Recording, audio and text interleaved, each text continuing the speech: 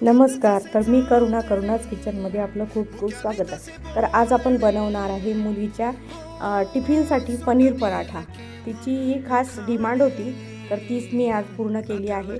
तर पनीर आधी किसून घेतलं, त्यामध्ये लाल तिखट, चवीप्रमाणे मीठ आणि धनिया पावडर आणि कोथिंबीर बारीक चिरलेली टाकून घेतली आहे. इथे आपण कांदा पण टाकू शकतो, पण मी नाही टाकला. आणि इथे मी पेरी पेरी मसाला टाकला आहे आणि छान अशी पातळ अशी चपाती लाटून घ्यायची. त्यावर तेल टाकून आपण जे सारण तयार केलं आहे ते भरपूर असं टाकून घ्यायचं आणि जसं व्हिडिओमध्ये दिसते आहे तसं मी फोल्ड करून इथे छान पराठा लाटून घेतला आहे. पातळ असा पराठा लाटून घ्यायचा आणि खरपूस असा भाजून घ्यायचा तेल तूप लावून. आणि छान असा पनीर पराठा इथे रेडी होतो. गुबगुबीत आणि भरगच्च भरलेला इथे पनीर पराठा तयार आहे.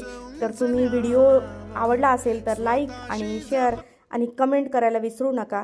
आणि तुम्हाला कसा वाटला तर मला नक्कीच कमेंट करून सांगा आणि सबस्क्राईब नक्की करा. तर चला तर मग भेटूया. बाय.